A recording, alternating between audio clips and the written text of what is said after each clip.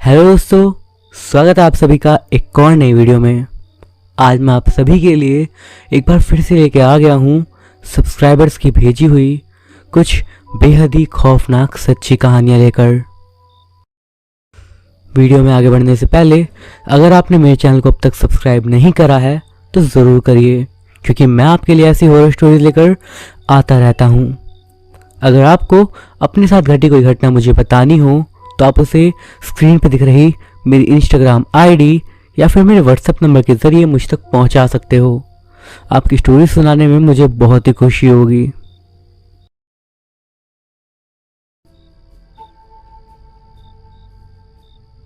Lockdown में कई दिन से काम बंद होने के कारण परेशान राकेश बहुत कुछ सोच रहा था।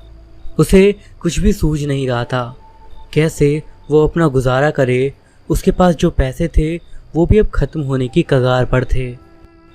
इधर मोदी जी ने भी 21 दिन के लॉकडाउन के बाद 14 मई को दोबारा से 19 दिन का लॉकडाउन कर दिया। राकेश के पास सब कुछ समाप्त हो गया था। राकेश मुंबई शहर में एक फैक्ट्री में काम करता था। वो वैसे तो उत्तर प्रदेश के प्रयागराज का निवासी था। वो बहुत परेशान हो चुका था। अपने पास कुछ ना देखकर उसने वापस अपने घर जाने का निर्णय लिया, पर घर जाने में भी काफ़ी परेशानी थी। वो मुंबई शहर में अकेला ही रहता था, उसके साथ कोई भी नहीं था। रोज़ी रोटी के लिए गांव को छोड़कर मुंबई तक वो आ पहुंचा था। अब यही रोज़ी रोटी का काम इस कोरोना वायरस से बंद हो जाने से उसने गांव जाने के लिए पैदल ही यात्रा शुरू कर दी। चलते चलते वो थक गया, पर उसे कोई भी दूर दूर तक दिखाई नहीं दे रहा था। लेकिन अपने पापी पेट की आस में वो आगे चले जा रहा था। वो लगातार पैदल चल रहा था। उसके पास खाने को भी कुछ ना था। चलते चलते शाम हो गई और तब वो एक जंगल के करीब जाकर रुका। उसने सोचा कि आज रात इस जंगल में ही आराम कर लिया जाए। वो सोचने लगा, पेड़ में चढ़कर पेड़ की डालियाँ मचान बनाकर सारी रात उसमें गुजार लूँगा, फिर सवेरे घर की ओर आगे बढ़ूँगा। जैसे ही वो मेन सड़क को छोड़कर जंगल की ओर बढ़ा तो उसे बहुत ज़्यादा भूख भी लग रही थी। उसने जंगल में देखा तो उसे आम के पेड़ दिखाई दिए जिस पर छोटी छोटी अमियाँ लगी हुई थी। वो जंगल में घुस गया और एक आम के पेड़ पर चढ़ गया और उससे आम तोड़कर खाने लगा। थोड़ी रात होने पर जंगल में जंगली जानवरों की आवाज़ आने लगी। उसे भिन्न भिन्न जानवरों की आवाज़ आ रही थी। राकेश ये सब सुन के काफ़ी डर रहा था। आखिरकार वो अकेला था। कोई भी अकेला आदमी जो जंगल में हो उसे बहुत ही डर लगता है। राकेश भी डर कर पेड़ पर चढ़ गया और बैठ गया और उसके बाद इधर उधर देखने लगा। जंगल से लगातार आ रही आवाज़ें उसके डर को लगातार बढ़ाए जा रही थी। कहीं शेर या फिर किसी भयानक जंगली जानवर ने मुझ पर झपट्टा मार दिया तो मैं क्या करूँगा। वो यही सब सोच रहा था कि तब उसे अपने पीछे से कुछ आहट महसूस हुई। वो चौंक उठा और उसने पीछे देखा तो उसे कुछ भी दिखाई ना दिया। वो दोबारा से बैठ गया। राकेश की रूह काँप रही थी। उसके शरीर के रोंगटे खड़े हो रहे थे। वो डरता हुआ सोचने लगा कि मैं मुंबई से चला ही क्यों, कम से कम वहाँ सुरक्षित तो था। जान है तो जहान है, कम से कम इस मुसीबत में तो ना पड़ता। जब व्यक्ति डरा हुआ होता है तो जंगल में खड़ी घास को भी भूत समझ बैठता है। जरा सी हवा से जब घास हिलने लगती है तो डरे हुए व्यक्ति की रूह काँप उठती है। ठीक इसी तरह का हाल राकेश का भी था, जो पेड़ में एक डाल पर बैठा था और ज़रा सी हलचल होते ही वो डर जाता। उसे लगता कि अब तो उसका इंतकाल उसके नज़दीक है। रात को अब उसे एकदम से प्यास लगने लगी। उसके पास पीने का पानी भी नहीं था। अब वो सोच रहा था कि यदि जंगल में पानी ढूंढूं तो मिलेगा कि नहीं, पानी कहाँ ढूंढूं और अगर ना मिला तो मैं बचूंगा या नहीं। थोड़ी देर तक वो यूं ही बैठा रहा। जब उससे प्यास अधिक लगने लगी तो उससे अब रहा ना गया और वो पानी की तलाश के लिए पेड़ से नीचे उतर गया। लेकिन जैसे ही पेड़ के तने के पास वो आया तब उसने अपनी ओर एक शेर को आते हुए देखा। उसे देखकर उसके चेहरे पर हवाइयाँ उड़ने लगी। रात्रि में शेर की आंखें चमक रही थी। राकेश बहुत डर गया और उसके हृदय की धड़कन बहुत तेज हो रही थी। उसका पसीना छूट रहा था। डर कर वो फिर से तने के ऊपर जा गया। शेर इधर उधर देख कर चला गया। फिर राकेश पानी की तलाश के लिए पेड़ के नीचे उतरा और पानी ढूंढने लगा। इधर उधर देखने के बाद वो जंगल में चला गया। जंगल में घास बहुत बड़ी थी और जगह जगह पर सांप के बिल थे। बहुत देर तक ढूंढने के बाद आखिरकार उसे एक तालाब मिल गया जिसमें पानी भी भरा हुआ था। वो उस तालाब की ओर बढ़ने लगा, लेकिन जैसे ही वो उस तालाब के करीब पहुंचा तो उसने देखा कि एक गीदड़ों का झुंड उसमें से पानी पी रहा है। उन्हें देखकर वो डर गया और फिर वो उनके जाने का इंतज़ार करने लगा। थोड़ी देर के बाद गीदड़ों का झुंड पानी पीकर वहाँ से जाने लगा तो राकेश बिना आहट करे तालाब की ओर बढ़ा और पानी पीने लगा। पानी पीकर वो फिर से लौटने लगा, लेकिन वो वापस आते हुए अपना रास्ता भटक गया और रास्ते की तलाश में इधर उधर घूमने लगा। रात्रि के इस खौफनाक समय में वो अपना रास्ता भटक चुका था और डरा हुआ था। फिर वो तालाब के किनारे एक पेड़ पर चढ़ गया और पेड़ के तने पर बैठ गया।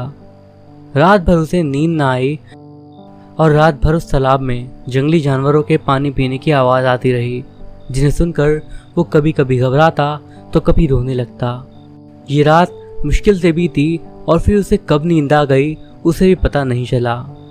सवेरा होने पर जब सूरज की किरणों के साथ उसकी आंख खुली तो वो पेड़ पर ही बैठा था। उस पेड़ के नीचे कई वनबिलाव घूम रहे थे। वो ऊपर से ही उन्हें देख रहा था और वनबिलाव तालाब में घुसने लगे। तालाब में पानी पीकर वो जंगल में दूसरी ओर चले गए। राकेश पेड़ से अब नीचे उतरने की सोच रहा था और यही सोचकर वो नीचे उतरा और फिर तालाब के पास गया। हाथ मुंह धोकर उसने पानी पिया और पानी पीकर वो जंगल से बाहर निकलने की युक्ति सोचने लगा। उसने सोचा, कल रात जब मैं इधर आया था तो मेरे पैरों के निशान तो ज़रूर बने होंगे। उन्हें देखते हुए मैं इस जंगल से बाहर निकल जाऊंगा। राकेश ने ऐसा ही करा। पैरों के निशान को देखते देखते उनकी तरफ चलने लगा और जंगल से बाहर निकल गया। जंगल के बाहर आकर उसने भगवान को बहुत बहुत शुक्रिया अदा करा। हे भगवान, आज तूने बचा लिया, नहीं तो किसी जंगली जानवर का शिकार बन जाता और यहीं प्राण लीला समाप्त हो जाती। राकेश सड़क पर फिर चलने लगा और चलते चलते वो एक गांव में पहुंचा। वहां उसने कई लोगों से विनती करी कि उसे कुछ खाने को दे दे। कल रात से उसने कुछ नहीं खाया है। उसने बताया कि मैं अकेले ही मुंबई से निकल पड़ा क्योंकि मेरे पैसे ख़त्म हो गए थे, मेरे पास कुछ भी नहीं बचा था। राकेश ने गांव वालों को बताया कि मैं मुंबई की फैक्ट्री में काम करता हूं और कमाने के लिए वहीं रहता था, लेकिन इस कोरोना की बीमारी ने उसकी फैक्ट्री बंद कर दी और उसकी रोज़ी रोटी भी। राकेश गांव में जगह जगह खाना मांग रहा था और तब एक समाज सेवियों का समूह उसके पास आया और उन्होंने उससे उसकी समस्या पूछी तो उसने अपनी सारी व्यथा बताई। समाज सेवियों के लीडर ने कहा, कोई बात नहीं, हम तुम्हें तुम्हारे गांव पहुंचाने के लिए तुम्हारी मदद करेंगे। जब तक ये समस्या ख़त्म नहीं हो जाती तब तक तुम यहीं हमारे गांव के पंचायत घर में रहो। यहीं पर तुम्हारे भोजन आदि की व्यवस्था हमारी संस्था करती रहेगी। लॉकडाउन ख़त्म हो जाने के बाद तुम्हें तुम्हारे गांव पहुंचा दिया जाएगा। ये बात सुनकर वो बहुत ज़्यादा खुश हो गया और उसे यकीन हो गया कि भले ही संसार में लाख बुराइयां हों पर उनसे लड़ने के लिए अच्छे लोग आज भी मौजूद हैं। कई घटना डरावनी केवल भूत या फिर ऐसी चीज़ों से ही नहीं बनती, बल्कि कई घटनाएं अपने अंदर लिए, अपनी सीख को लिए, अपने अनुभव को लेकर डरावनी बनती हैं। कुछ ऐसी ही घटना थी ये राकेश की। दरअसल ये घटना जो मैं आपको बताने जा रहा हूँ ये मेरे एक भैया के साथ हुई है और अभी हाल फिलहाल में ही हुई है। ये घटना आज से लगभग 2 से 3 हफ्ते पहले की है और प्राइवेसी रीजंस के चलते मैं आपको उनका असली नाम नहीं बताऊंगा, बट स्टोरी के पॉइंट ऑफ व्यू से उनका नाम हम ऋषभ मान लेते हैं, और आगे की स्टोरी को अब मैं आपको ठीक वैसे ही बताऊंगा जैसे कि उन्होंने मुझे बताई थी। ये घटना आज से लगभग 2 हफ्ते पहले मेरे साथ हुई थी। दरअसल बात यह है कि मैं एक एकेडमी में कोचिंग क्लासेस लेता हूँ, जहाँ पर हर संडे को एक मॉक टेस्ट होता है। दरअसल वो एक कंपटीशन लेवल बेस्ड एकेडमी है जहाँ पर मैं जाता हूँ। मेरा स्केड्यूल कुछ ऐसा होता है कि हर हफ्ते मेरा एक टेस्ट होता है, जिसे देने के लिए मैं अपने घर से लगभग 15 से 20 किलोमीटर दूर एक जगह पर जाता हूँ। उस जगह का नाम मैं यहाँ पर नहीं बता रहा। मैं हर संडे वहाँ पर अपने एक दोस्त के साथ बाइक पर जाता हूँ। बाइक मेरी अपनी ही है, इसलिए मैं ड्राइव करता हूँ और मेरा दोस्त पीछे मेरे साथ बैठ कर जाता है। तो आज से लगभग 2 हफ्ते पहले संडे के दिन हुआ यूं कि सुबह सुबह मेरे पास मेरे सर का मैसेज आया कि आज जो टेस्ट की लोकेशन है वो हमारी नॉर्मल वाली लोकेशन से अलग जगह पर है। उस दिन टेस्ट की लोकेशन चेंज होने के कारण और भी कई थे जो कि मुझे विस्तार से नहीं पता, बट उस दिन के लिए हमें टेस्ट देने के लिए एक दूसरी जगह पर जाना था। और जिस जगह पर मुझे जाना था वो दरअसल एक रूरल एरिया था, जो कि शहर की आबादी से थोड़ा दूर था।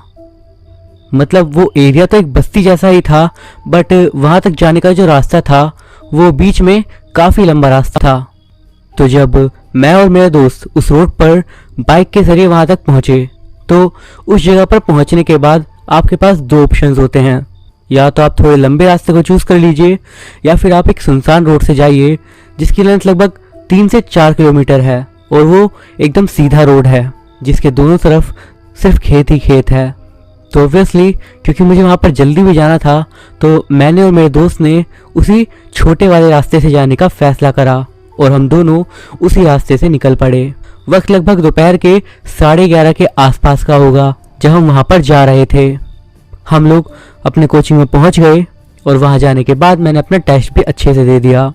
टेस्ट देने के बाद जब मैं अपने सर से बात कर रहा था तो बातों ही बातों में उन्होंने मुझसे पूछ लिया कि तुम कौन से रास्ते से आए हो। तो मैंने उन्हें बता दिया कि मैं ऐसे ऐसे इस रास्ते से वहाँ पर आया हूँ। वो मेरी बात को सुनकर थोड़ा गंभीर सा हो गए और बोलते बोलते एक पल के लिए चुप हो गए, और उसके बाद उन्होंने कुछ सोचते हुए मुझे हिदायत देते हुए कहा कि कोई बात नहीं, अब तुम दूसरे वाले रास्ते से चले जाना वापस। उनकी बात सुनकर मैं पहले थोड़ा सा सोच में पड़ गया, पर क्योंकि उन्होंने मुझे वहाँ से ना जाने के लिए कोई खास रीज़न नहीं बताया था, तो मैंने उनसे कहा नहीं सर, फिक्र की कोई बात नहीं है, हम दोनों आराम से उस रास्ते से चले जाएंगे। अब वो उस रास्ते से जाने के लिए उस वक्त हमें क्यों मना कर रहे थे, उस वक्त तक मुझे भी नहीं पता था। इसी के साथ मैं और मेरे दोस्त अपनी बाइक के साथ वहाँ से निकल गए, और उस समय दोपहर के लगभग 2 बज गए थे जब हम वहाँ से निकले थे। लगभग 2:30 बजे के आसपास हम उस रोड पर आने वाले थे जो कि वहाँ आने का शॉर्टकट था। उसी टाइम पर मेरे दोस्त ने मुझसे कहा कि एक काम करते हैं, यहाँ से दूसरा रास्ता भी जा रहा है, इस पे चलकर देखते हैं। दरअसल वो रास्ता जो थोड़ा आगे से जा रहा था वो कुछ इस तरह का था कि जिसके दोनों साइड पेड़ ही पेड़ थे, मानो एक छोटा सा जंगल ही हो। बट मैंने अपने दोस्त से कह दिया कि नहीं यार, जैसे आए हैं वैसे ही चलते हैं, क्योंकि पहली बात तो वो रास्ता एकदम सीधा है और दूसरी बात एकदम खुला सा एरिया है वो। मेरे दोस्त ने भी मेरी इस बात का ज़्यादा विरोध नहीं करा और चुपचाप पीछे बाइक पर बैठा रहा। हम दोनों उस सीधे रास्ते पर आ चुके थे, और जैसा कि मैंने आपको बताया कि रास्ता एकदम सीधा था, तो हमें साफ साफ दिख रहा था कि दूर दूर तक वहाँ पर एक भी वाहन नहीं था, और इसीलिए खाली सड़क का फ़ायदा उठाते हुए मैंने अपनी बाइक की स्पीड को बढ़ा लिया। धीरे धीरे 60, 70 और लगभग 80 तक मेरी बाइक की स्पीड पहुँच गई थी। तब वो अजीब सी चीज़ मुझे दिखना शुरू हुई। मैंने बाइक चलाते चलाते ही देखा कि लगभग मेरे से 500-600 मीटर आगे मेरे दाहिने हाथ की ओर एक पेड़ था, और उस पेड़ के नीचे मुझे कुछ तो सफ़ेद सी चीज़ नज़र आ रही थी। हैरानी की बात यह थी कि मैं देख तो पा रहा था कि वहाँ पर कुछ है, पर मुझे समझ नहीं आ रहा था कि आखिर वो था क्या। बट फिर मैंने भी सोचा मुझे क्या, और मैंने अपना ध्यान उस तरफ से हटा लिया। और सबसे अजीब चीज़ तो उसी समय पर हुई जब मेरी बाइक उस पेड़ के नज़दीक पहुंची। उस समय पर वो जो कुछ भी था मैं समझ नहीं पाया वो क्या था। वो एकदम से ही पेड़ के पास से तेजी से मेरी बाइक के सामने आया, बिल्कुल इस तरीके से कि वो जानबूझकर वहां पर मेरे लिए ही बैठा हुआ था। हड़बड़ाहट के साथ मैंने अपनी गाड़ी के ब्रेक्स जोर से लगाए और उसके बाद मुझे ये महसूस भी हुआ कि मेरी बाइक से कुछ चीज टकराई शायद, पर जब तक मैं समझ पाता काफी देर हो गई थी। बाइक काफी तेज होने के कारण मेरे अचानक से ब्रेक लगाने के कारण तेजी से स्लिप हो गई। इसके बाद बाइक जमीन पर जो उसमें लेग गार्ड लगे होते हैं उनके सहारे रोड पर आगे तक घसीटती हुई चली गई और साथ ही मैं भी उसके साथ घसीटता हुआ चला गया। वो तो उन लेग गार्ड्स की और मेरे सर पर पहने हुए मेरे हेलमेट की ही अहमियत थी कि मैं बच गया। मेरा दोस्त ब्रेक लगते के साथ ही आगे को गिर गया था। अब सड़क पर घसीटने के कारण मेरे पैर में भी काफी ज्यादा घसीट लग गई थी, जिससे रोड पर मेरा काफी सारा खून बह गया था। मैं तो आधा बेहोश सा ही हो रहा था, पर मेरा जो दोस्त था उसे उस वक्त अपनी चोट का एहसास नहीं हो रहा था क्योंकि उसे अंदरूनी चोट आई थी।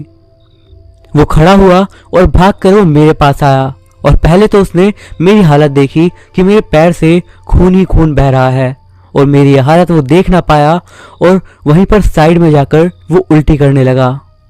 अब मेरा दोस्त मेरे पास आया और वो सोच रहा था कि वो मेरी हेल्प कैसे करे और मुझे डॉक्टर के पास कैसे ले जाया जाए, और तभी उसकी नज़र फिर पीछे बाइक के पास भी गई और तब उसने एक बात नोटिस करी कि भले ही हमें लगा था कि हम किसी चीज़ से टकराए हैं, बट वहाँ पर ऐसी किसी भी चीज़ का कोई नामो निशान नहीं था।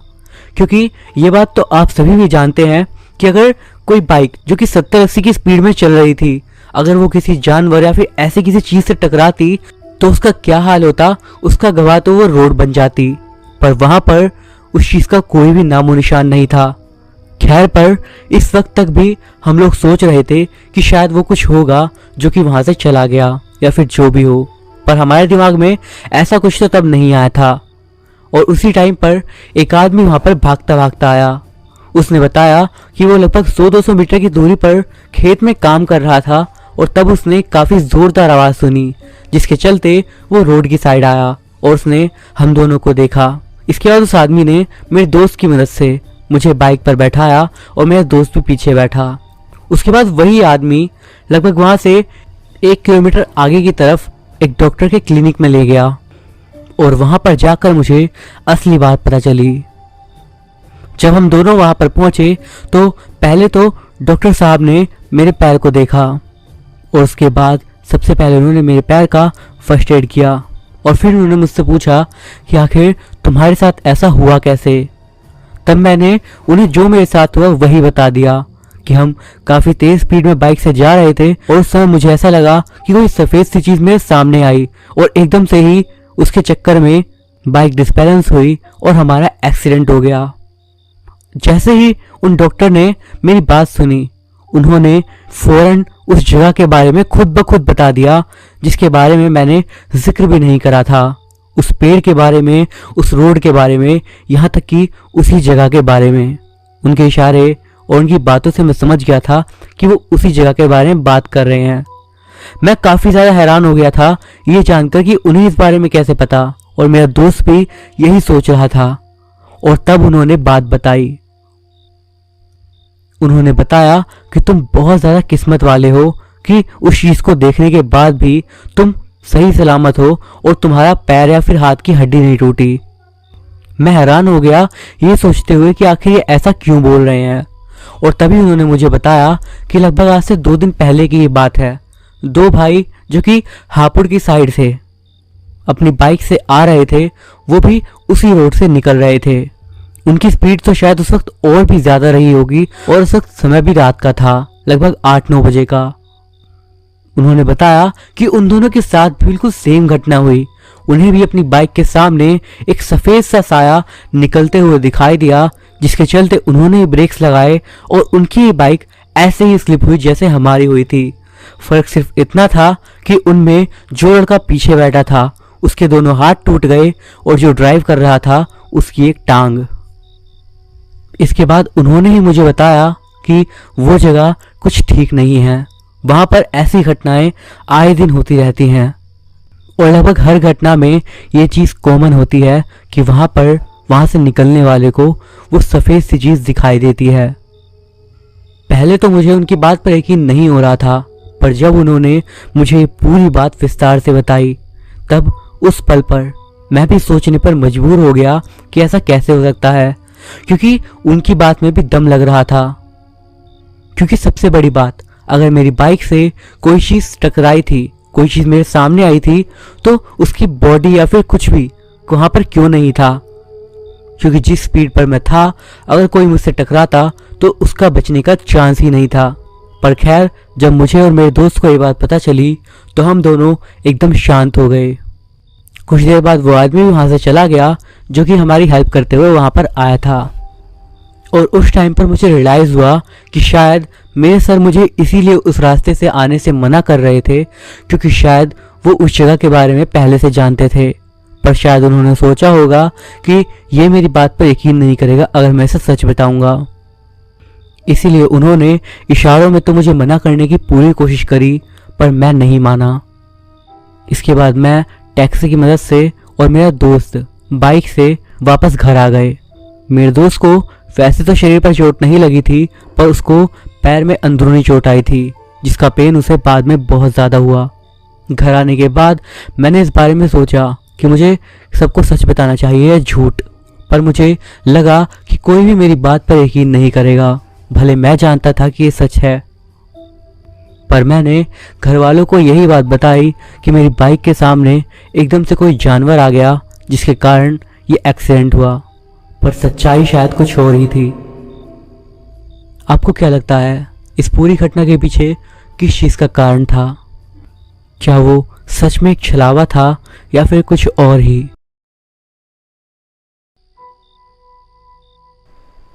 जब लोग पुलिस अधिकारियों के बारे में सोचते हैं तो मुझे लगता है कि हमारी छवि कैसी है और हम कौन हैं, इसकी वास्तविकता के बीच एक गहरा संबंध है। बहुत से लोग हमें अच्छा समझते हैं और सोचते हैं कि शायद हमारे पास कोई सुपर पावर है जिसमें हम किसी मुसीबत की घड़ी में अंतिम क्षण में कूदते हैं, लेकिन यह हकीकत नहीं है। हमारे पास कोई सुपर पावर नहीं है। हम किसी दिए गए क्षेत्र में सभी अपराध देखने में सक्षम नहीं हैं और निश्चित रूप से हमारे पास हर चीज़ का उतनी तेज़ी से जवाब देने की क्षमता नहीं है जितना हम चाहेंगे। दिन के अंत में हम बस इंसान हैं जो कि परिस्थितियों पर प्रतिक्रिया कर रहे हैं। कानून कहता है कि हमें इसमें शामिल होना है। जब आप इस बारे में थोड़ा गहरा सोचेंगे तो आप कुरूपता देखते हैं, जातिवाद, सत्ता का दुरुपयोग, हिंसा आदि। हर दिन कई लोग इन पहलुओं को देखते हैं जो समझदार और सजग हैं, लेकिन अन्य लोग जो समझदार नहीं हैं वो इन सब बातों को नहीं समझते। इसका क्या मतलब है कि हम अच्छे लोगों के वेश में राक्षस हैं? कुछ लोगों को यही लगता है, पर शायद ये उचित भी है। मेरे लिए इसका मतलब कुछ और है। मेरे विचार में इसका मतलब है कि हम समाज के अच्छे और बुरे का प्रतिबिंब हैं, और बड़े पैमाने पर समाज की तरह हम जटिल और बारीक हैं। हम या तो वही हो सकते हैं जो आप देखना चाहते हैं, या फिर जो आपकी दृष्टि तक सीमित है। एक पुलिस वाले के तौर पर आप इससे जूझते हैं, क्योंकि दिन के अंत में आप कभी नहीं जानते कि आपको कोई किस तरह से देखता है। ये एक सच है। मेरी शिफ्ट में मुझे जल्दी बुलाया गया था। जब चीफ ने मुझे अपने कार्यालय में बुलाया, वह लापरवाही से कुछ दस्तावेजों पर काम कर रहा था और टूथपिक को चबा रहा था। मैं कुछ देर के लिए चुपचाप बैठा रहा, और जब उन्होंने कुछ नोटों को नीचे गिरा दिया और अंत में कागजों को किनारे कर दिया, तब उनकी यह हरकत मुझे कुछ अजीब लगी। आदित्य, वह अपनी सामान्य कमांडिंग आवाज़ में बोले, मैं एक स्थिति पर आपकी सलाह लेना चाहता था। बेशक, बोलिए। जब तक यह निजी रिश्ते की सलाह नहीं है, क्योंकि मैं निश्चित रूप से आपको 2 महीने में तलाक के रास्ते पर ले जाऊंगा। इससे पहले कि वह दिन की पहले की घटनाओं को सुनाना शुरू करते, मैंने एक मुस्कान की थोड़ी सी झलक पकड़ी। एक अकेली माँ, सुश्री शर्मिला, मेरा मानना है कि यही नाम था। वो कल यहाँ हमारे एक उच्च पदस्थ अधिकारी से बात करने के लिए अर्जी देने आई थी। मैंने केस टेक ओवर करा और वो अपने केस के बारे में मुझसे कहती हैं कि उसे जल्द से जल्द पुलिस सुरक्षा की ज़रूरत है। और वह ऐसा करने के लिए अधिकार रखने वाले किसी व्यक्ति से सीधी गुहार लगाना चाहती है। पुलिस सुरक्षा? मैंने जोर से सोचा, यह कुछ गंभीर होना चाहिए। मैंने भी यही माना था, लेकिन सुश्री शर्मिला इस कहानी को घुमाना शुरू कर देती है। कैसे उनका छोटा लड़का हर रात अपनी खिड़की के बाहर एक आदमी को घूरते हुए देख रहा है और इससे कोई फर्क नहीं पड़ता कि वह उसे भगाने के लिए क्या करता है। बेशक एक अच्छी माँ होने के नाते मैं हमेशा उस बात की जांच करने जाती हूँ, लेकिन हर बार वहाँ कोई आदमी नहीं होता। हालांकि उस लड़के की आंखों में डर वास्तविक है। उसकी आंखों की नज़र कहती है कि उसने कुछ भयानक देखा है और वो अपने बच्चे पर विश्वास करती है। स्थिति को ठीक करने के लिए वह चाहती है कि जब तक हम उस कमीने को पकड़ ना लें तब तक हम उस लड़के पर सुरक्षा की दृष्टि से निगरानी रखें। तो तुम्हें क्या लगता है कि हमें क्या करना चाहिए? मैंने असमंजस की दृष्टि से अपना चेहरा फेर लिया। समझ में नहीं आता। मेरा मतलब है कि आपको वास्तव में इस पर मेरी राय चाहिए। बहुत सीधा लगता है ना? मुझे लगता है कि मिस्ट्री मैन से उसका डर वास्तविक है, लेकिन हम अनुरोध पर अधिकारियों को अंगरक्षक के रूप में उधार नहीं दे सकते। मुझे उनकी मदद करना अच्छा लगेगा, लेकिन अगर उनके पास कोई सबूत नहीं है तो हम बहुत कुछ नहीं कर सकते, है ना? मेरा सुझाव है कि वहाँ सुरक्षा कैमरे लगाए जाएं। शायद उन्हें सुरक्षा के लिए बंदूक खरीद लेनी चाहिए। अगर वो इस आदमी या लड़के को वीडियो में पकड़ लेती हैं तो हम उचित जांच कर सकते हैं और उम्मीद है कि उसे ढूंढ लिया जाएगा। चीफ ने चुटकी ली जिसने मुझे फंसा दिया, क्योंकि वो आदमी 99% गंभीर आचरण रखता था। मुझे आपके सोचने का तरीका पसंद आदित्य। हर स्थिति में सीधा और तार्किक। ये एक ऐसा गुण है जो या तो आपकी जान बचाएगा या फिर आपको मार डालेगा किसी न किसी रूप में। यह आपके जीवन में सभी बदलाव लाएगा, लेकिन आप कुछ बड़ा याद कर रहे हैं। वह मुझे कहीं ले जाने की कोशिश कर रहे थे, लेकिन मैं नहीं बता पा रहा था कि मुझे इसके साथ कहाँ ले जाना चाहते हैं। मैं बस इतना कर सकता था कि प्रतिक्रिया में एक भौं उठाऊं। उन्होंने मेरे भ्रम को पकड़ लिया, अपने मुंह से टूथपिक को निकाल लिया और सांस छोड़ी जैसे कि वो सिगरेट का धुआं उड़ा रहे थे। आपको नहीं लगता कि एक अकेली माँ जिसका छोटा बच्चा उसे बता रहा है कि एक आदमी रात में अपनी खिड़की से तो कभी नीचे उसे देख रहा है, ये बात सुनकर पहले से ही कैमरे खरीदे जा चुके होंगे, है ना? कुछ रातों के बाद ही उनके पास सब कुछ था। सबसे महंगे कैमरे थे जो उनकी खिड़की के बाहर लग सकते थे। कैमरे और जाहिर है हम अभी भी यहाँ बैठे हैं बिना किसी आदमी के वहाँ होने का सबूत लिए। फिर भी वो इस बात पर अड़ी रही कि उसके बेटे ने उसे कल रात भी देखा था। सारी बात को अपने सिर में एक साथ रखने पर मुझे कुछ क्षण लगा। मुझे समझ में नहीं आया कि आखिर ये संभव कैसे हो सकता है। क्या किसी के पास कोई ऐसा उपकरण हो सकता है जो सुरक्षा कैमरा फीड को बाधित करता है, या शायद लड़का खुद ही वो चीज़ें देख रहा हो। मुखिया ने टूथपिक को वापस अपने मुंह में रखा और अपनी कुर्सी पर वापस झुक गए। पता नहीं, लेकिन ये वही है जो तुम पता लगाने वाले हो। मैंने तुम्हें पहले ही उसके पते और विवरण के साथ एक ईमेल भेज दिया है। ये एक दुर्भाग्यपूर्ण धमाका था जिसकी मैं उम्मीद कर रहा था कि मुझ पर नहीं गिराएगा। जितना मैं इस मामले को सौंपे जाने के खिलाफ बहस करना चाहता था, मुझे पता था कि मैं इससे बाहर नहीं निकलूंगा। और उस लंबी महिला के साथ मेरी आखिरी मुलाकात के बाद से मैं मुखिया को जानता था और मेरी समझ थी। मैंने कुछ ऐसा देखा था जिसके बारे में वो नहीं चाहता था कि बहुत से लोग जागरूक हों, लेकिन वो वहाँ एकमात्र चीज़ नहीं थी। अगर उसे संदेह का संकेत भी था कि असामान्य के दायरे में कुछ हो सकता है, तो मैं ही उसे इस केस को सौंपे जाने लायक था। फिर भी हम में से कोई भी कुछ समझकर नहीं जा सका। मुझे किसी भी अन्य मामले की तरह ही इसे सुलझाना था और वो दृष्टिकोण तथ्यों के साथ शुरू हुआ।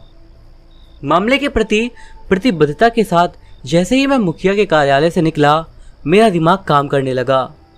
मैंने तुरंत कुछ पृष्ठभूमि शोध करने के लिए एक रेखा बनाई। एक माँ का दावा है कि उसका बेटा रात में अपनी खिड़की के बाहर एक आदमी को देख रहा है, लेकिन ऐसा कोई सबूत नहीं कि वो आदमी वहाँ पर मौजूद हो, कम से कम वीडियो पर तो नहीं। जानकारी की मात्रा के आसपास कहीं भी नहीं। मुझे ऐसा पता लगाने के लिए कुछ ना कुछ तो चाहिए होगा। अधिकारी रिवान, जो हमारे साथ केवल 1 वर्ष से थोड़ा अधिक समय के लिए था, ने मुझे बचा लिया। मैं अपने डेस्क पर विचारों में खोया हुआ था। वह खुशमिजाज किस्म का बच्चा था। उम्र 21 साल थी और हमेशा उसके चेहरे पर एक बड़ी मुस्कान होती। अरे वाह जासूस जी, उसने कोल्ड ड्रिंक का एक घूंट लेने के बाद कहा। मैंने देखा कि आप मुख्य कार्यालय से बाहर आ रहे थे और मैं सोच रहा था कि क्या आप किसी विशेष केस पर काम कर रहे हैं। उसने झुककर और फुसफुसाते हुए कहा, गुप्त परियोजना पर एक त्वरित नजर डाली। मैंने उसे घूरा और उसने एक बड़ी पलक लौटा दी, जिसने मुझे भी और भ्रमित कर दिया। मुझे रहस्य के बारे में पता नहीं है अधिकारी रियान, बस एक संभावित अत्याचार और उत्पीड़न का मामला, कोई खड़ी बात नहीं है। इस खबर से वह निराश दिखे। ओह यार, ये तो थोड़ा उबाऊ लगता है, कोई हेल्प चाहिए? तुमने सचमुच कहा कि ये उबाऊ है, लेकिन फिर भी तुम मदद करना चाहते हो। गोली मारो। हाँ, उसने कुछ ज़्यादा ही उत्साह के साथ जवाब दिया। यार, मैंने आपका काम देखा है और हर कोई इस बारे में बात करता है कि आपने पिछले कई वर्षों में वास्तव में जटिल मामलों को कैसे हल कर दिया। मैंने हमेशा सोचा है कि यह देखना मजेदार होगा कि मैं आपसे क्या सीख सकता हूँ। मुझे स्वीकार करना होगा कि उसका उत्साह अजीब तरीके से आकर्षक था, लेकिन इसके अलावा मुझे पता था कि अगर मैं इसका पता लगाने जा रहा हूँ तो न केवल मुझे परिवार से बात करनी होगी, बल्कि मुझे कुछ सबूत भी इकट्ठा करने होंगे। और दिन के अंत में 2 जोड़ी आंखें और कान एक से बेहतर थे। उसकी अत्यधिक गंदी प्रतिक्रिया के लिए खुद को तैयार करते हुए मैं उसे तब तक टैग करने के लिए तैयार हो गया जब तक वो अपना मुंह बंद रखे और मुझे हर बात के बीच में ना टोके। आधे घंटे के अंदर हम स्टेशन से बाहर थे और एक मामूली से दिखने वाले घर के सामने दरवाजे पर दस्तक दे रहे थे। किसी के उत्तर में कुछ समय लगा, लेकिन जब किसी ने आखिरकार किया तो पहली नज़र में साफ हो गया कि यहाँ स्थिति गंभीर थी। हमारे सामने अधेड़ उम्र की महिला बिल्कुल थकी हुई लग रही थी। उसकी आंखों के नीचे गहरे बैग के साथ सफ़ेद बाल और एक ऐसा आसन था जो किसी ऐसे व्यक्ति का विश्वास करता था जो किसी भी चीज़ में ज़्यादा ऊर्जा डालने की परवाह नहीं करता हो। मैंने अपना बैज निकालते हुए शुरू करा। मेरा नाम डिटेक्टिव आदित्य है और यह है अधिकारी रिवान। हम यहाँ आपसे और आपके बेटे से उस अजीब व्यक्ति के बारे में बात करने के लिए आए हैं जिसे आप अपने घर के आसपास देख रहे थे। क्या हम अंदर आ सकते हैं? उसने हमारे बैच को खाली स्कैन करा। जब उन्होंने दर्ज किया कि हम कौन हैं तो उनका मूड काफ़ी बदल गया। ओह, अंदर आइए, मुझे खेद है कि घर में गंदगी है। उन्होंने जल्दी से हमें अपने रहने वाले कमरे के अंदर बुलाया और अपने बेटे लुकस को आने की आवाज़ दी। ऐसा लग रहा था कि सब कुछ इतनी तेज़ी से आगे बढ़ रहा था कि मुझे नींद से भरे युवा लड़के ने लगभग पकड़ लिया था। वो लगभग 12 वर्ष का लग रहा था और शारीरिक रूप से अपनी माँ का प्रतिबिंब था। जिस तरह से वो लगातार अपनी आंखें मल रहा था और जमाई ले रहा था, उससे उसकी थकान साफ झलक रही थी। लुकस और सुश्री शमीला ने सोफा लिया और जबकि अधिकारी रिवान और मैं रसोई से उधार ली गई कुर्सियों पर उनके सामने बैठे। मैं सिर्फ इतना कहना चाहता हूँ कि आप दोनों से मिलकर खुशी हुई। मुझे पता है कि ये सबसे अच्छे समय नहीं है, लेकिन मैं यहाँ हर तरह से आपकी मदद करने के लिए आया हूँ, मैंने मुस्कुराते हुए कहा। मुझे अवगत कराया गया कि आप बयान देने से पहले स्टेशन पर आए थे, लेकिन अगर आपको कोई आपत्ति नहीं है तो क्या आप मुझे दोबारा सब कुछ संक्षेप में बताएंगी कि वास्तव में क्या चल रहा है? उसने सिर हिलाया और शुरू करने से पहले एक गहरी सांस ली। यह सब 1 हफ्ते पहले शुरू हुआ था। अपनी खिड़की में कुछ देखकर रोते हुए लुकास मेरे कमरे में भाग आया। मैंने इसकी जांच करी और मुझे कुछ भी अजीब नहीं दिखा, इसलिए मैंने मान लिया कि उसने कोई बुरा सपना देखा है। लेकिन फिर रात के बाद दोबारा वही हुआ और उसके बाद अगले दिन भी। लुकास के बालों को सहलाने के लिए मैं वहाँ एक पल के लिए रुक गई क्योंकि मेरे बगल में वो लेट गया, लेकिन मैंने कभी कुछ नहीं देखा। तीसरी रात के बाद मैंने तुरंत जाकर सिक्योरिटी कैमरास लगवाए। 2 दिन तक कुछ नहीं हुआ। मैं सोच रही थी कि ये सब खत्म हो गया है, लेकिन फिर अचानक ये सब वापस से शुरू हो गया। उसी रात मैं कैमरों की जांच करने के लिए गई, पर उसमें कुछ भी नहीं दिखा। लेकिन मैं अपने बेटे को जानती हूँ, जिस तरह वो रास्ते में सो जाता है उसे भयानक बुरे सपने आते हैं, और जिस रात वो नहीं करता है हम दोनों व्यापक रूप से जागते हैं।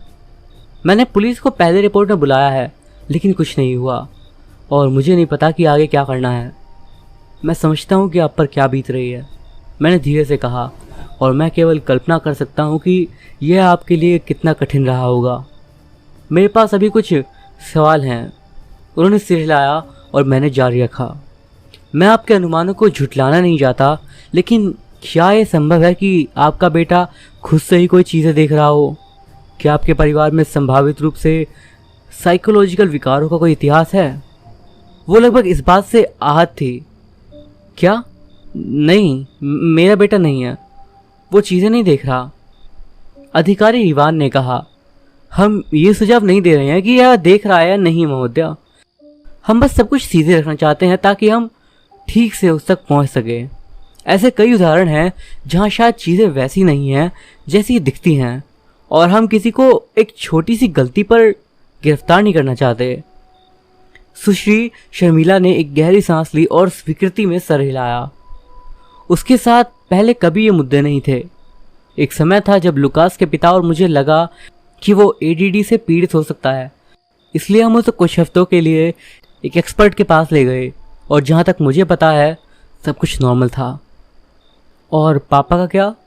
मैं पीछे हट गया। क्या आप दोनों के बीच में अच्छे संबंध हैं? उसने उत्तर दिया। लुकास गर्मियों में उसके साथ रहता है और वो हर दूसरी रात पर उससे बात करते हैं। उनका और मेरा वास्तव में तलाकशुदा रिश्ता इससे बेहतर है, जितना हमने कभी साथ में नहीं किया था। ठीक है, अगर आपने मुझे अपने पूर्व पति की जानकारी भेजी तो मैं इसकी सराहना करूंगा। हम केस की जांच करेंगे और सुनिश्चित करेंगे कि हम सब कुछ ठीक है या नहीं। मैं पूछना चाहता था कि क्या आपने कभी अपने बेटे को अपने कमरे में सोने देने के बारे में सोचा? शायद उसे स्थिति से हटाने से मदद मिलेगी। बेशक, हर समय, लेकिन यह कोई स्थायी समाधान नहीं है। मेरे कमरे में लुकास था और जब तक मैं सो रही होती हूँ वो अपने बिस्तर पर वापस आ जाता है। मुझे पूरा यकीन नहीं हो रहा था, लेकिन ऐसा लग रहा था कि वो सच कह रही हैं। जितना आप चाहते हैं कि कोई साइको किसी बच्चे का पीछा ना करे, होता ठीक उसके विपरीत है। मैं यह जानने के लिए काफ़ी समय से कोशिश कर रहा हूँ कि आखिर कई मामलों में बच्चे ऐसी चीज़ें कैसे जानते हैं जो उनके माता पिता तक नहीं जानते। जब मैंने पूछा कि क्या मैं लुकास के साथ अकेले में बात कर सकता हूँ, तो शर्मिला थोड़ी झिझक गई। वो अपने जवान लड़के को एक पुलिस अधिकारी द्वारा पूछताछ के लिए छोड़ने के लिए अनिच्छुक थी। हैरानी की बात है कि यह अधिकारी इवान ही थे जिन्होंने कुछ हद तक प्रभावी मध्यस्थ के रूप में काम करा। उन्होंने पुलिस अधिकारी बनने से पहले बच्चों के चिकित्सक के रूप में काम करने के बारे में शर्मिला जी को बताया। उनके अनुसार बच्चे अक्सर दर्दनाक घटनाओं के बारे में बात करने से अधिक सहज तब महसूस करते हैं जब उनके माता पिता नहीं सुन रहे होते हैं। पहली बार में उल्टा, लेकिन जितना अधिक आप उसमें गोता लगाते हैं उतना ही आपको समझ में आता है। जब उसने कहा, मुझे इस मामले पर आपके साथ दूसरे कमरे में और चर्चा करना अच्छा लगेगा, तब उन्होंने कुछ सोचा और आखिरकार वो मान गई। जैसे ही दोनों चलने के लिए उठे, अधिकारी इवान ने मुझे बाहर निकलते समय एक पलक दी और मैंने उस धूर्त कमीने को अपनी आंखें घुमाकर जवाब दिया। अब सिर्फ वो लड़का और मैं थे। वो घबराया हुआ लग रहा था। मैंने उसे एक मुस्कान देने की कोशिश करी और उसे बताया कि यह ठीक रहेगा, लेकिन मैं आसानी से बता सकता था कि अभी तक उसे मेरे ऊपर भरोसा नहीं था, या कम से कम उसे विश्वास नहीं था कि मैं उसकी मदद कर सकता हूँ। अरे लुकास, शुरू करने से पहले मैं सिर्फ ये कहना चाहता हूँ कि मुझे पता है कि जो आप अनुभव कर रहे हो वो वास्तव में डरावना है, लेकिन ये सुनिश्चित करना मेरा काम है कि आप और आपकी माँ सुरक्षित हैं। लेकिन मेरे लिए अपना काम करने के लिए मुझे बस तुम्हारी सच्चाई से उत्तर देने की आवश्यकता है। कोई भी विवरण बहुत छोटा नहीं होता। उसने बस मेरे अनुरोध पर सिर हिलाया और हम शुरू हो गए। अच्छा, क्या आपने उस व्यक्ति को पहचाना जिसे आपने अपनी खिड़की में से देखा था, या आप बता सकते हो कैसा दिखता था? उसने एक पल के लिए सोचा और उसकी आंखें छत की ओर झुकी हुई थी। जो उसने देखा था शायद वो उसे याद करने की कोशिश कर रहा था। मैंने उसे नहीं पहचाना, लेकिन उसका सर बहुत बड़ा था, उम्र शायद बड़ी थी, बड़ी आंखें। उसका मुंह उसके सिर के एक तरफ से दूसरी तरफ चला गया और मुझे लगता है कि उसका चेहरा थोड़ा झुर्रीदार था। ओह हाँ, वो गंजा था। सबसे पहले विवरण मुझे बहुत अधिक समझ में नहीं आया। मेरा पहला विचार ये था कि शायद वो किसी तरह का मुखौटा पहने हुए था। तार्किक रूप से ये ठीक होगा, शायद वो आदमी पहचाना नहीं जाना चाहता। इस बात ने संभावित रूप से इस धारणा को कुछ विश्वास दिया कि ये कोई ऐसा व्यक्ति था जिसे लुकास जानता था। शायद उन्हें लगा कि वो उन्हें पहचान लेगा। क्या उसने तुमसे कुछ बोला? शायद कोई आवाज़ जिसे तुम पहचानते हो। उसने उसके सिर को ना कहकर हिला दिया। देखता हूँ। जब आप आमतौर पर इस व्यक्ति को देखते हैं तो क्या होता है? क्या हर रात लगभग एक ही समय होता है? उसने सहमति में सर हिलाया।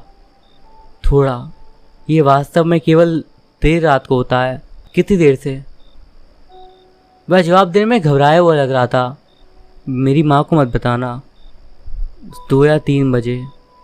मुझे इतनी देर उठना नहीं चाहिए। अगर मैं पहले से नहीं उठा हूँ तो कभी कभी मैं बेतरतीब ढंग से जाग जाता हूँ और वो बस वहाँ। मैं हंसा। चिंता मत करो लुकास, मैं कुछ नहीं कहूँगा। आप मुझ पर भरोसा कर सकते हो, लेकिन आपको वास्तव में पहले सो जाना चाहिए। मैंने पलक झपकाते हुए कहा। तुम्हारी माँ ने बताया कि कभी कभी आप उनके कमरे में सोते थे, लेकिन फिर आप अपने बिस्तर पर वापस कैसे चले जाते थे? यदि आप उस डरावने व्यक्ति को खिड़की में देख रहे थे तो आप वहां वापस क्यों जाते थे? बताएंगे? एक समान घरों से घिरी सड़क को नीचे देखते हुए मुझे पता था कि हमें कुछ काम करना है, लेकिन अधिकारी रिवान और मैं दौड़ते हुए उस मैदान में उतरने के लिए तैयार हो गए क्योंकि हमें वहाँ कुछ संदिग्ध लगा था। किंतु दिन के अंत तक अच्छी मात्रा में ओवरटाइम कर लेने के पश्चात संदेह के सभी संभावित रास्ते समाप्त हो गए। अब हमारे पास केवल उतनी ही जानकारी थी जितनी शुरुआत में थी। यह संभव लग रहा था। अगर सचमुच कोई आदमी इधर उधर दौड़ता हुआ बच्चों को देख रहा होता तो किसी को कुछ दिखाई कैसे नहीं देता। मैंने दिन के लिए अपनी रिपोर्ट लिखी और सुबह को चीज़ों पर नए सिरे से विचार करने की योजना बनाई। फिर मैं सो गया। हालांकि मुझे आराम नहीं मिला क्योंकि मैंने अपने फ़ोन को सुबह 2 बजे सुना और दूसरे छोर पर शर्मिला थी। यह फिर से हुआ। सहज भाव से काम करते हुए मैंने तुरंत अपने कपड़े पहने जो मुझे मिल सकते थे और मैं उनके घर की तरफ चल पड़ा। गली में कुटिल पार्किंग होने की वजह से मैं अपनी गाड़ी से कूद गया और उनके घर के चारों ओर छान मारा उस आदमी की तलाश में, पर मुझे कुछ भी नहीं दिखा। तो मैंने किसी भी उपलब्ध अधिकारी को एक ऐसे व्यक्ति की तलाश में रहने के लिए बुलाया जो संभावित रूप से एक मुखौटा पहने हुए है, जो लुकास ने मुझे पिछले दिन दिया था। मैं अंदर शर्मिला और लुकास के साथ इंतज़ार कर रहा था, जबकि कुछ अधिकारियों ने इलाके की तलाशी ली और पड़ोसियों से बातचीत करी। उस बच्चे की आंखों का डर बहुत कुछ कह गया था और जिस तरह से उसकी माँ ने उसे कसकर गले लगाया हुआ था और उसके कानों में फुसफुसाया, निसंदेह आराम और प्यार के शब्दों के साथ, स्थिति के गैर मौखिक पहलू को और अधिक जोर से बोल दिया था। जैसे जैसे समय बीतता गया हमने बहुत खोजा पर हमें वो आदमी नहीं मिला, लेकिन फिर भी उस पल ने मुझे विश्वास दिलाया कि यह सब कुछ सबूतों की कमी से परे है। कुछ गलत हो रहा था। गहराई से मुझे पता था कि लुकास जो देख रहा था वो वास्तविक था। मैंने इस तथ्य पर विचार करा कि जिस तरह से हम इसे देख रहे थे, क्या यह गलत तरीका था? मुझे एक अलग दृष्टिकोण की आवश्यकता थी और शायद शर्मिला पहली बार सही थी। शायद हमें बस बैठने और उस आदमी के दिखने की प्रतीक्षा करने की ज़रूरत थी। अगले दिन मैंने केस में अपनी प्रगति में कमी के बारे में प्रमुख से बात करी और इस नई रणनीति का सुझाव दिया। मुझे लगा कि अगर हम घटनास्थल पर देर से पहुंचते रहे तो कुछ हाथ नहीं लगेगा। शर्मिला के अनुरोध को मान लिया जाना चाहिए। सबूतों की कमी के बावजूद मैंने उससे कहा कि मुझे विश्वास है कि उस लड़के की चिंताएं वास्तविक हैं और हमें उन्हें गंभीरता से लेने की ज़रूरत है। हैरानी की बात है वो मान गए, लेकिन केवल इस शर्त पर कि मैं निगरानी ड्यूटी पर अकेला आदमी ही होऊंगा, और अगर उस आदमी को मैंने पकड़ा तो मेरा प्रमोशन, क्योंकि इस केस की वजह से बहुत हो हल्ला हो रहा था। हमने अपने कार्यालय के समय में उल्लेखनीय रूप से कटौती करने के लिए एक समझौता किया ताकि मैं शर्मिला के घर के सामने खड़े 4 से 6 घंटे बिता सकूं। पहले कुछ दिन अविश्वसनीय रूप से असमान थे। बेशक मैंने अपने फ़ोन पर गेम खेलने और वीडियो देखने में जितना समय लगना चाहिए था उससे अधिक समय बिताया। मेरे ख्याल में निगरानी करते हुए एक जगह बैठे रहना बहुत ज़्यादा भयानक था, जैसे 30 मिनट के लिए एक अंधेरे खाली सड़क पर बैठकर अपने आप को कोई देखने की कोशिश करे, और आप देखेंगे कि मेरा क्या मतलब है। तीसरा दिन था जब चीज़ों ने एक नया मोड़ लिया। सुबह ठीक 1 बजे लुकास के कमरे में रोशनी चमकी और मैं अचंभित रह गया। ये क्या है? लेकिन इसमें क्या अलग हो सकता है? कोई कार की हेडलाइट या फ़ोन की फ्लैश लाइट भी तो हो सकती है। लेकिन इसमें समस्या ये थी कि मैंने लुकास की खिड़की के बाहर जैसे ही झांका किसी को नहीं पाया, जैसा कि पिछली बार हुआ था। बाहर भी पिछली 2 रातों जितना ही खालीपन था। किसी भी तरह के अंदेशे को सोचता मैं हाथ में बंदूक लेकर उनके घर से बाहर की ओर दौड़ा। मैं चिल्लाते हुए घर के चारों ओर भागा कि कोई भी व्यक्ति जो अंधेरे में छिपा है बाहर आकर सरेंडर कर दे। किसी भी संभावित छिपने की जगह की जांच करते हुए मैं हर तरफ गया, पर फिर से कुछ भी नहीं। मैं ठंड में खड़ा था, एक खाली गली को देख रहा था, सोच रहा था कि मैं कितना बेवकूफ़ दिख रहा हूँ। मैं पागलों की तरह पिस्टल को लहराते हुए हवा में चिल्ला रहा था। मैंने खुद से पूछा कि मैं क्या बकवास कर रहा हूँ? क्या ये परिवार मेरे साथ कोई खिलवाड़ कर रहा है, या ये सब उस बच्चे के दिमाग में है, या कोई तीसरा विकल्प है जो अभी तक हमने नहीं खोजा? किसी भी तरह एक गहरी निराशा थी जो कि अन्य मामलों से अलग थी। देखिए, मैं पहेली के टुकड़ों से पहेली को सॉल्व कर सकता था, लेकिन अभी तक ये नहीं समझ पाया था कि उन सभी टुकड़ों को एक साथ रखा कैसे जाए। लेकिन जब मैं घर में दाखिल हुआ तो मुझे शर्मिला मिली। उन्होंने मुझे कुछ ऐसा दिखाने पर जोर दिया जिसकी मैंने 1,00,000 वर्षों में कभी उम्मीद नहीं करी होगी। एक हाथ की बड़ी छाप खिड़की के दूसरी तरफ से मुझे घूर रही थी। मैंने अपना फ़ोन बाहर निकाला और जल्दी से एक तस्वीर लेने के लिए चला गया, लेकिन इससे पहले कि मैं स्नैपशॉट लेने के लिए फ़ोन उठा पाता वह चला गया था। मेरे मन में 1,00,000 प्रश्नों की बाढ़ आ गई। मैं सीधे खिड़की की तरफ देख रहा था जहां बत्ती जल रही थी। मैं पूरे घर में चारों ओर भागा, लेकिन इस बात का ज़रा भी सबूत नहीं मिला कि कोई व्यक्ति बाहर खड़ा हुआ था। मैंने एक अधिकारी को फोरेंसिक जांच के लिए बुलाया ताकि अगर डीएनए का कुछ टुकड़ा हम इकट्ठा कर सकें तो सबूत इकट्ठा करने में मेरी मदद हो जाएगी। उनके आने की प्रतीक्षा में मैं लुकास और शर्मिला से फिर से बात करना चाहता था। संकट के जाने पहचाने चेहरे मौजूद थे, लेकिन इस बार मैं कुछ अलग कर सकता था। एक उम्मीद। यह लगभग ऐसा था जैसे मैं उन्हें यह पूछते हुए खुद समझ सकता था कि हम क्या करने जा रहे हैं, और सच कहूँ तो मुझे अब भी इसका जवाब नहीं पता था। उनके साथ मेरी बातचीत सामान्य थी। मैंने बुनियादी सवाल पूछे जो मैंने लोगों से 1,00,000 बार पूछे हैं। तुमने क्या देखा? क्या तुमने कुछ सुना? क्या आज कुछ बंद था? आदि। कुछ भी सबूत नहीं मिला। डीएनए की अंतिम खोजें ने भी मेरे पास कुछ नहीं छोड़ा। मैं बस उन्हें इतना बता सकता था कि मैं कल फिर से कोशिश करूंगा, और मैंने उन्हें परिवार के साथ या होटल में रात भर रुकने की सलाह दी। जब मैं अगले दिन घर से बाहर निकल रहा था तो शर्मिला ने मुझे गेट पर रोक दिया। क्या आपके बच्चे हैं डिटेक्टिव? उन्होंने पूछा। उसके सवाल ने मुझे एक पल के लिए झकझोर दिया, इससे पहले कि मैं मुड़ता और अनाड़ी के साथ उत्तर देता। आप क्यों पूछ रही हो? आप क्या करते अगर ये आपका बच्चा होता? मेरा पहला विचार था मैं उसके लिए सब कुछ करूँगा, लेकिन मुझे पता था कि वह इस प्रकार की प्रतिक्रिया नहीं खोज रही थी जिसकी वह तलाश कर रही थी। वहाँ रहना, मैं उसकी हर कीमत पर रक्षा करने के लिए मौजूद रहूँगा। एक अच्छे माता पिता यही करते हैं। हाँ, यह सही जवाब है। उन्होंने धीरे से कहा, कृपया मेरे बेटे को इस तरीके से सुरक्षा दीजिए जैसे वो आपका हो। मैंने समझ में सिर हिलाया और बिना एक भी शब्द कहे बाहर चला गया। जैसे ही मैं अपनी कार में बैठा, मैं रात की घटनाओं को अपने दिमाग से निकालने की पूरी कोशिश कर रहा था, लेकिन मेरा दिमाग वो चकरा रहा था। उस हाथ की छाप वहाँ कैसे हो सकती है? मैं पूरे समय वहीं था और मुझे कुछ नहीं दिखा। कोई व्यक्ति नहीं आया और निश्चित रूप से कोई कार भी नहीं थी। मुझे उस आदमी को पकड़ने या परिवार को शहर से बाहर जाने के लिए मनाने के लिए एक नए तरीके की ज़रूरत थी। जब तक मैं घर पहुंचा, मैंने इसका पता लगा लिया था कि एक नया एंगल क्या है जिसकी ओर मुझे मुड़ना है। यह इतना आसान समाधान था कि जिस दिन चीफ ने मुझे केस दिया, उस दिन ऐसा ना करने के लिए मैं खुद पर लगभग हंस पड़ा। मुझे एहसास हुआ कि मुझे अपनी सलाह पर अमल करने के लिए लुकास के साथ रहने की ज़रूरत है। मैंने तय किया कि मैं हर रात लुकास के कमरे के अंदर बैठूंगा जब तक कि मैं इस सब के पीछे छिपे कमीने को पकड़ नहीं लेता।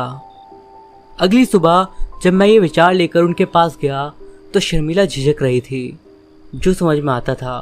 लेकिन कुछ धक्का देने और अधिकारी रिवान के साथ एक कॉल के बाद मुझे अंततः हरी झंडी मिल गई। एनर्जी ड्रिंक्स और इच्छा शक्ति के बल पर मैं एक कुर्सी पर बैठकर उस लानत खिड़की को घूर रहा था, क्योंकि लुकास कमरे के दूसरी तरफ सो रहा था। रात के 10 बजे कुछ नहीं, 11 बजे कुछ नहीं, घड़ी में 12 बज रहे थे और मैं अब भी वहीं देख रहा था जहां पहले नज़र थी। फिर 1 बजा और जल्दी से 2 भी, और मैं महसूस कर सकता था कि अब मेरी आंखें भारी होने लगी थी। मैंने लुकास को देखा जो रात की रोशनी से जगमगा रहा था, और मैंने उसे कुछ देर तक देखा। उसके चेहरे पर एक छोटी सी मुस्कान थी। वो जिस तरह से इधर घूमता था, उससे संकेत मिलता था कि वो एक सपना देख रहा था, एक अच्छी पहल। एक मीठे सोते बच्चे पर मैंने वो चेहरा पहले कई बार देखा था। उस समय मैं उस मुस्कान को वापस दिखाने में मदद नहीं कर सकता था। उस पल ने मुझे याद दिलाया कि मैं इस बच्चे की रक्षा के लिए इतनी मेहनत क्यों कर रहा था, एक गलत को सही करने की आंतरिक भावना। पर मैं सच में बहुत थक गया था। मेरा मन इस विचार में मीठी मीठी बातें कर रहा था कि एक त्वरित झपटी चोट नहीं पहुंचा सकती। और जैसे ही मेरी आंखें धीरे धीरे बंद हुई, मेरा पूरा अस्तित्व इस दुनिया से कट गया। तब तक के लिए जब तक मैंने एक चीख नहीं सुनी। मैं जल्दी से अपनी स्थिति से उठा और अपनी गर्दन लुकास की ओर खींची, जो कि बिस्तर पर लेटा हुआ था, कुछ घूर रहा था। मैंने खिड़की तक उसकी दृष्टि का अनुसरण करा, और जो मैं देख रहा था उस पर मुझे विश्वास नहीं था। ये वास्तव में एक आदमी था या किसी एक प्रकार का मूर्छनिकटन। उसका पूरा पीला सर लगभग खिड़की से भर गया। विशाल आंखें और फैली हुई पुतलियां लड़के पर बंद थी, और यहाँ तक कि जैसे ही मैं अपनी बंदूक के लिए पहुंचा और सीधे उस पर इशारा करा, उसने अपनी नज़र नहीं मोड़ी। एक तटस्थ अभिव्यक्ति में कान से कान तक फैला एक पतला झुर्रीदार मुंह, फिर भी उसके बाकी चिकने और पूरे बाल से रहित चेहरे से काफ़ी विपरीत था। उसके पास एक बड़ी चोंच जैसी नाक भी थी, जो उसके पतले होठों के नीचे एक बिंदु तक आ गई थी। उसकी नाक लगभग एक तीर की तरह लग रही थी, जो उसके सड़े हुए शरीर और हड्डी पतली भुजाओं की ओर इशारा कर रहे थे। लेकिन शायद उसके बारे में सबसे परेशान करने वाली बात यह थी कि वो पूरी तरह से 2 आयामी दिख रहा था। वह ऐसा था जैसे वो खिड़की के दूसरी तरफ होने की बजाय खिड़की की पतली दीवारों के भीतर रहता हो। ये लगभग ऐसा था जैसे उसे खिड़की पर प्रक्षेपित किया जा रहा हो। लेकिन ये असंभव था, क्योंकि खिड़की की दूसरी तरफ से कोई रोशनी नहीं आ रही थी, और लुकास के कमरे में ऐसा कोई प्रोजेक्टर नहीं था। लुकास, हटो, अपनी माँ के पास जाओ और उनसे दरवाज़ा बंद करने के लिए कहो, मैं जोर से बोला। उसे 2 बार बताने की जरूरत नहीं थी। पल भर में वो चला गया। उसके कमरे से बाहर जाने के बाद मैं दरवाजे की ओर बढ़ा और उसे एक हाथ से अपने पीछे की ओर बंद कर लिया और दूसरे से बंदूक की नोक सामने कर दी। अब उस आदमी की बड़ी बड़ी निगाहें मेरी ओर खींची चली गई और उसके होठ तटस्थ एक पतली मुस्कान की ओर चले गए। वो धीरे धीरे गहरे लेकिन आत्मविश्वास से शांत तरीके से बोला, आपको ऐसा नहीं करना चाहिए था डिटेक्टिव आदित्य।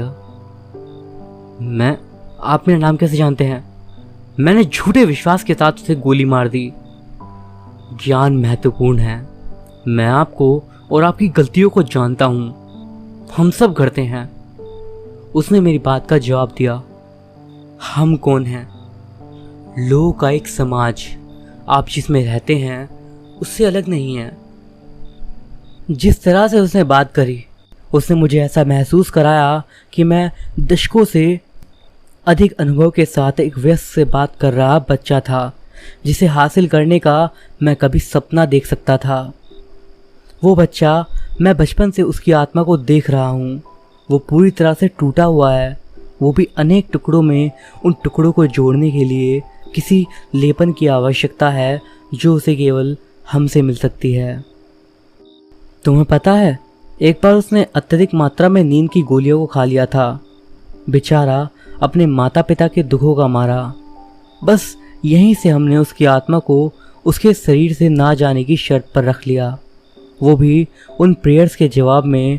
तुमने उसके हाथों पर लगे उन कटस के सूख चुके निशानों को तो देखा ही होगा। मैं सोच में पड़ गया कि आखिर वो क्या बोल रहे हैं। फिक्र मत करो, हम तुम्हें जीवित रहने देंगे ताकि ये सब तुम देख सको।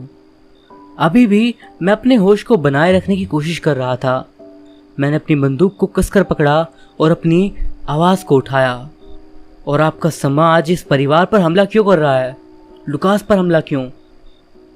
हमला कर रहे हैं? नहीं, मैं बस देख रहा हूँ क्योंकि वो अलग है। आप 12 साल के लड़के को बस डरा रहे हैं और आप ऐसा इसलिए कर रहे हैं क्योंकि वो अलग है। मुझे ये बकवास मत बताओ। उसने जवाब नहीं दिया और इसकी बजाय खिड़की पर 2 हाथों की छाप दिखाई दी। इससे पहले कि मैं कुछ समझ पाता क्या हो रहा था, उन्होंने आगे की ओर दबाव डाला और शीशे को इस तरह ताना मारा जैसे कि वो एक पतला लचीला प्लास्टिक हो।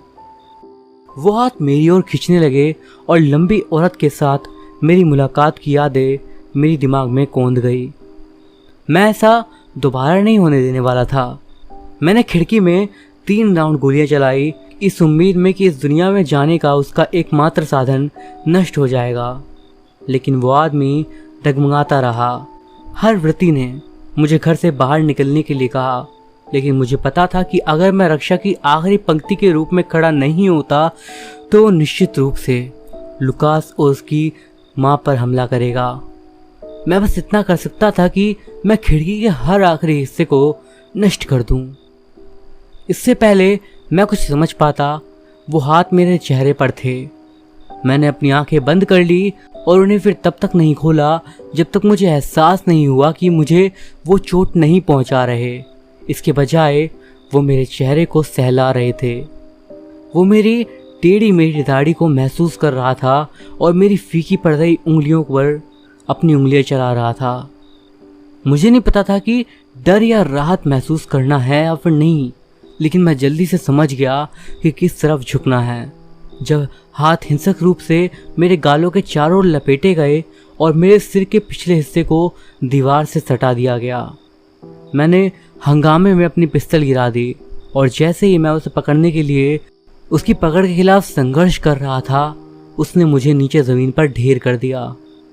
उसने ज़ोर से मेरा हाथ पकड़ लिया और खिड़की की तरफ खींच लिया। मैं देख सकता था कि वो मेरी ओर देख रहा था।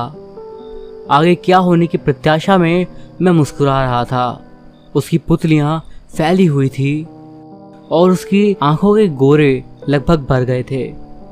उसने मेरे एक हाथ को खिड़की की विकृत सतह के माध्यम से मजबूर करा और मैं केवल ये महसूस कर सकता था कि यहाँ अत्यधिक ठंडक थी। यह ठंडा वैसा था जैसे मैंने पहले कभी महसूस नहीं करा था। ये बर्फ की बाल्टी में अपना हाथ डालने जैसा था। इसने मेरे शरीर की हर नस में दर्द की लहर भेज दी। ठंड का जो भी असंभव स्तर था, मुझे पता था कि शीतदंश कुछ ही सेकंड में दूर था। मैंने उसकी मुट्ठी से अपना हाथ हिलाने की पूरी ताकत लगा दी। मैं अपने ऊपर के आदमी को कोसते हुए तड़पता हुआ जमीन पर पड़ा था। मुझे पता था कि उसने मेरे दर्द का आनंद लिया। उन्होंने यह देखने के लिए एक पल लिया क्योंकि मैं फिर से बोलने से पहले खुद को छुड़ाने के लिए संघर्ष कर रहा था। वो लड़का यहाँ हमारे साथ है काफ़ी समय से। वो गहराई से इसे जानता है। वो हमारे साथ रहना चाहता है और शायद आप भी इन बातों को जानते हैं। आप पहले ही दूसरी तरफ देख चुके हैं जासूस, और यह हमेशा रहा है अप्रिय। आप सभी हमारे साथ सुरक्षित हैं। मैंने उसे गोली मारी लेकिन वो अभी भी वहीं था, मुस्कुरा रहा था। गुस्से में मैंने बंदूक की नोक से बड़े बड़े छेदों को मारना शुरू करा। जब मेरा गुस्सा शांत हुआ तो मैंने इस बात पर ध्यान दिया कि वो आदमी चला गया था। मैं बस एक बड़ा सा गड्ढा और घर के दूसरी तरफ जंगल को देख रहा था। मुझे आराम करने के लिए एक पल चाहिए था। मेरा दिल मेरे सीने में तेजी से धड़क रहा था। मैंने बिस्तर पर बैठने के लिए एक क्षण लिया और अपने सिर पर चोट के निशान का निरीक्षण किया और सोचा कि क्या मुझे अस्पताल में जांच के लिए जाना पड़ेगा या फिर नहीं। कुछ मिनट के बाद मुझे लगा कि ये सब कुछ चीफ को फ़ोन करने और उन्हें बताने के लिए पर्याप्त था, लेकिन मुझे नहीं पता था कि पड़ोसी जल्द ही कई शॉट फायर करने के बारे में कॉल करेंगे। मैंने उनसे कहा कि यहाँ आ जाओ और जो कुछ भी हुआ मैं उसे भर दूंगा। एक गहरी सांस लेने के बाद मैंने अपना ध्यान सुश्री और लुकस की ओर लगाया। जब मैंने उनके दरवाजे पर दस्तक दी तो उन्होंने मुझे तभी अंदर जाने दिया जब मैंने उन्हें आश्वासन दिया कि मैं घुसपैठिया नहीं हूँ। उसके मुंह से जो पहला शब्द निकला वो वही था जिसके लिए मैं निश्चित रूप से तैयार नहीं था। क्या हुआ? उसने अपने चेहरे से आंसुओं की धारा के साथ पूछा। ये रात का चुनौतीपूर्ण हिस्सा था। लुकास ने वास्तव में कुछ भयानक देखा था और वो जानता था कि मैंने भी उसे देखा है। मैं वह था जिस पर उसे भरोसा करना चाहिए था। मैं ऐसा व्यक्ति था जिसे सच्चाई और सम्मान के लिए खड़ा होना चाहिए था। मैं ऐसा व्यक्ति था जिसे उसकी तरफ होना चाहिए था। और फिर भी इन सब के बावजूद मैं ऐसा व्यक्ति था जिसने हर चीज़ के बारे में झूठ बोला था। यह मुखौटों में एक आदमी था और उसके साथ कई और लोग बाहर थे और हमारा टकराव हुआ। मैंने उस आदमी को पहले भी फाइलों के माध्यम से देखा है। मुझे वास्तव में विश्वास है कि वो एक ऐसा व्यक्ति है जिसे हमने पहले निपटाया है। वो सुरक्षा कैमरों को जाम करने के लिए एक डिवाइस का यूज़ करता है और उसके कपड़े उसे अंधेरे में देखने के लिए अविश्वसनीय रूप से कठिन बनाते हैं। इसीलिए मैं उसे पहली बार नहीं देख सका। देखिए, एक बार जब चीफ यहाँ आते हैं तो आप उससे हर चीज़ के बारे में बात कर पाएंगे। ये पूरी बकवास मेरे मुंह से निकले हर एक झूठ के साथ मैं अपने आप से और नफरत कर रहा था। मैं उन्हें सच बताना बहुत बुरी तरह चाहता था और अगर ये मेरे ऊपर होता तो मैं बिल्कुल करता, लेकिन आखिरी मुठभेड़ के बाद मुझे पता था कि यह मुझ पर निर्भर नहीं है। अंततः चीफ मौके पर पहुंचे। मैंने उन्हें उनके साथ आए कुछ अधिकारियों के पास भेज दिया। मैंने उन्हें उन दो लोगों के रूप में पहचाना जो लंबी महिला के साथ फार्म हाउस में गए थे। जब चीफ ने मुझे माफ़ करा तो मैंने जाते ही लुकास पर नज़र डाली। वो आंखों में आंसू और चेहरे पर एक अचूक नज़र से मुझे घूर रहा था। यह वह भी था जिसे मैंने पहले देखा था, निराशा। लड़का बहुत कुछ सह चुका था। कभी कभी बच्चे को ठीक करने के लिए सत्यापन की आवश्यकता होती है। वे चाहते हैं कि कोई ये स्वीकार करे कि वे मानते हैं कि जो कह रहे हैं वो बात सच है, और मैंने जो किया ये सब निहायत ही बकवास था। आने वाले दिनों में इन दोनों को राज्य भर में स्थानांतरित कर दिया गया। उन्हें घर के नीचे एक खतरनाक प्रकार के सांचे के बारे में झूठ बोला गया था। उन्हें यह भी बताया गया कि घर के नीचे एक विशाल सिंक होल बन रहा है जिससे पूरी संपत्ति खतरे में पड़ गई है।